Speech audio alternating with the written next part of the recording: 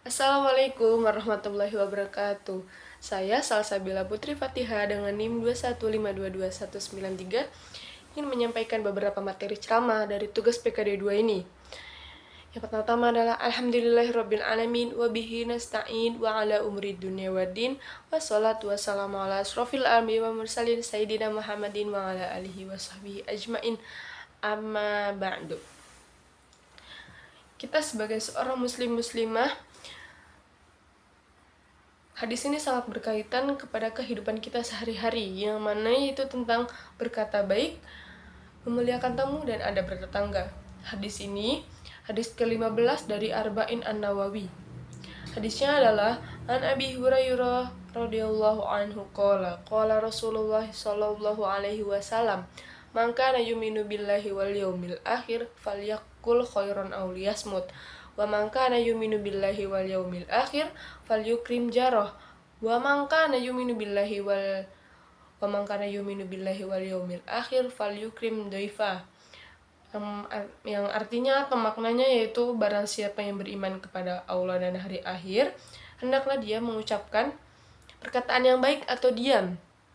Dan barang siapa yang beriman kepada Allah dan hari akhir, maka hendaklah dia menghormati tetangganya. Dan barang siapa yang beriman kepada Allah dan hari akhir, hendaklah dia menghormati tamunya. Hadis riwayat Bukhari dan Muslim.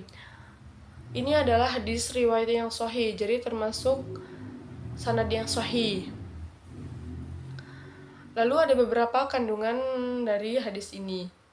Yang pertama ialah bukti kesempurnaan iman seseorang. Iman bukan tentang hanya keyakinan. Iman itu diyakini dengan hati, diucapkan dengan lisan, dan diperbuat oleh gerakan anggota badan atau digerakkan oleh anggota badan.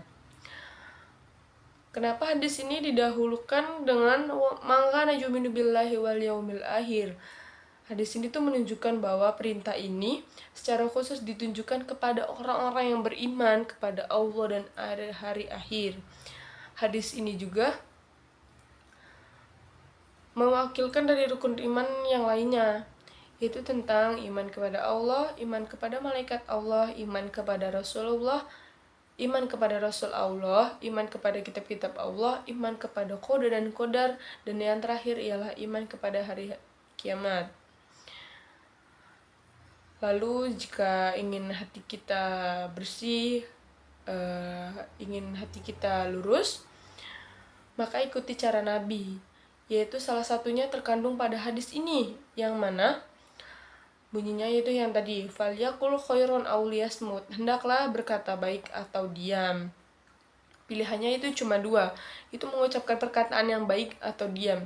Jika kita ingin mengucapkan kata-kata kasar atau kotor atau yang lainnya itu yang berbau negatif, hendaklah diam dan tahan amarahnya. Dan lalu misalkan kita mau mengucapkan kata-kata yang ragu, kita ragu itu benar adanya atau tidak, maka hendaklah diam, karena keraguan-raguan itu timbul dari syaitan atau dari bisikan syaitan. Saat kita yakin bahwa kata-kata itu baik, kita mengucapkannya, dan nasihat itu banyak diulang-ulang oleh ulama-ulama kita. Karena mengatur lisan ini sungguh tidaklah mudah, dan mengontrol mulut kita ini sungguh tidak mudah. Maka banyak orang yang bisa mengerjakan ibadah-ibadah yang besar atau yang berat, bisa qiyamul lail sekian puluh rakaat, atau bisa puasa dengan berhari-hari atau yang lainnya, atau jika bersedekah dengan harta yang sebanyak-banyaknya, tetapi mereka juga tidak mampu mengontrol lisannya atau mulutnya masih berkata bohong atau menggunjing sesama muslim atau muslimah. Ini juga tidak mudah untuk dihindarkan. Maka Nabi Muhammad itu menjadikan hadis ini tuh tanda-tanda sebagai seseorang yang beriman, karena seseorang yang beriman harusnya bisa menjaga lisan tersebut. Yang kandungan kedua ialah menghormati tetangga. Para ulama membagi tetangga itu ke dalam 3 kategori. Yang pertama itu tetangga yang kerabat dan muslim, yang kedua itu tetangga yang muslim tetapi bukan kerabat atau keluarga, yang ketiga ialah tetangga yang bukan keluarga dan juga bukan muslim.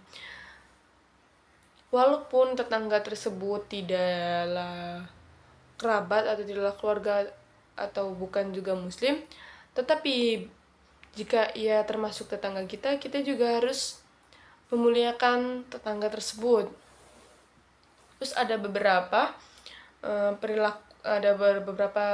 perilakuan baik kepada tetangga kita. Contohnya yang pertama yaitu memastikan bahwa tetangga kita itu aman dari gangguan kita.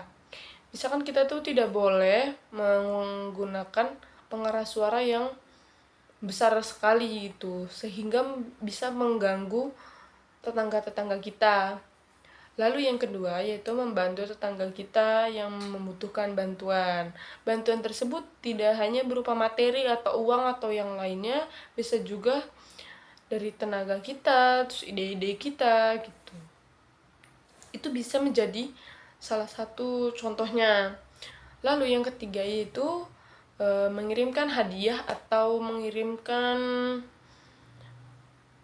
masakan jika kita memasak banyak, tetapi hadiah tersebut itu dengan kemampuan kita, tidak berlebihan juga.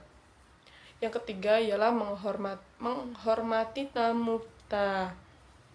Di antara adab memuliakan tamu adalah menghidangkan jamuan untuknya. Menurut Imam Ahmad, yang wajibnya seorang penjamu tamu atau kita sebagai itu selama sehari semalam, tetapi bahkan ulama lainnya tuh bisa ada yang berpendapat bahwa 3 hari 3 malam. Lalu di antara adab lainnya memuliakan tamu yaitu dengan menyambutnya dengan wajah yang berseri-seri atau tidak cemberut, tidak marah-marah juga. Lalu hendaklah mendahulukan yang tua daripada yang muda, mendahulukan yang tamu yang sebelah kanan daripada yang sebelah kiri, lalu mengajak tamu berbincang-bincang dengan perkataan yang baik sebagaimana poin yang di awal yaitu falyakul khairan aw liyasmut. Lalu jika tamu menginap, hendaklah tuan rumah itu tidak tidur sebelum tamu itu tidur. Lalu jika tamu itu pulang, hendaklah kita sebagai tuan rumah mengantarnya pulang sampai ke depan rumah kita atau sampai ke gerbang. Demikian luar biasanya Islam. Lalu ada contoh salah satu sahabat Rasul yaitu Tolha dan Ummu Sulaim radhiyallahu anhu. Merupakan salah satu pasangan fenomenal dalam memuliakan tamunya. Meskipun mereka tidak memiliki apa-apa, hanya ada makanan yang tersedia untuk anak-anak mereka, mereka tetap memberikan makanan tersebut kepada tamu mereka. Mereka tidak mematikan lampu agar tidak kelihatan bahwa tuan rumah yang sesungguhnya tidak memiliki makanan lain untuk dimakan. Mereka tetap menyalakan lampunya, menandakan mereka itu mampu menyambut tamu tersebut. Sebaliknya, jika kita menjadi tamu, kita harus mengetahui kondisi tuan rumah yang akan kita datangi. Lalu ada adab juga kita sebagai tamu, hanya 3 kali memberikan salam atau 3 kali memanggil tuan rumah tersebut. Jika 3 kali tersebut tuan rumah tidak juga keluar atau tidak juga menyambut kita, maka pulanglah. Inilah indahnya Islam, inilah indahnya ajaran Rasulullah SAW.